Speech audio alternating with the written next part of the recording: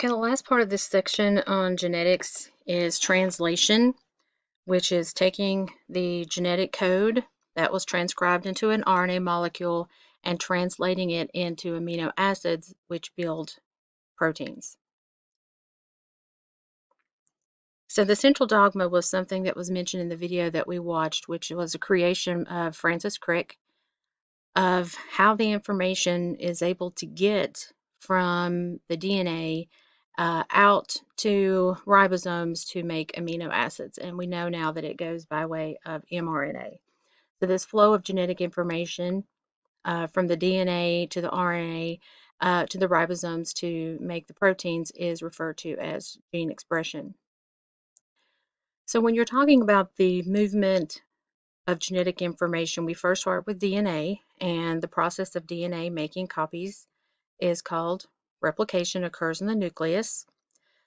This information is everything that our cells need to make us, to make our different characteristics, but again, it's tied up in this double helix, this large molecule.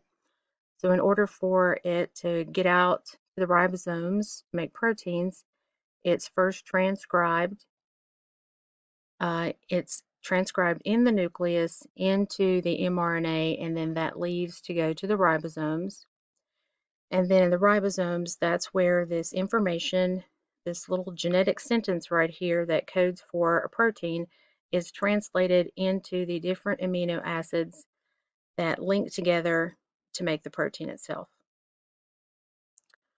So what I have here for you is just a little practice that we'll kind of run through here to show you how this translation works. And just like replication and transcription on paper, it's really easy.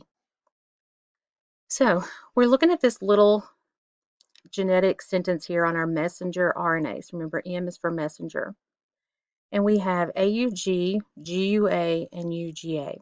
So from here on out, we need to be thinking about our nitrogen bases in sets of threes.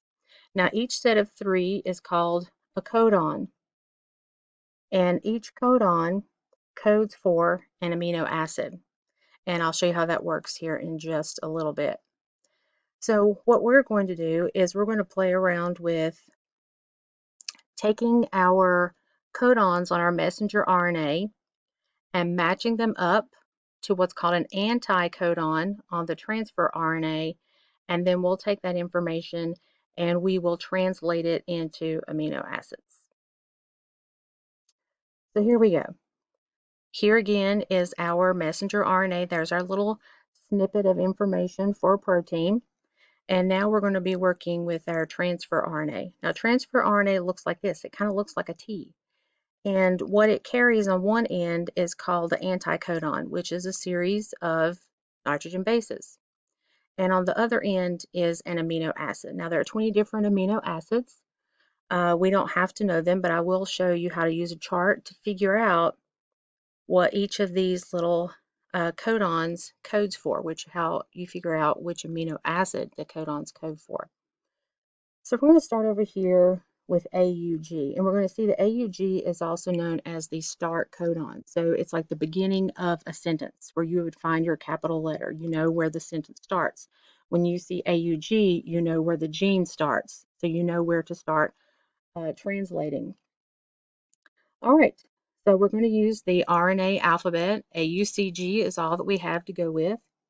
So we have an A, and A pairs with U.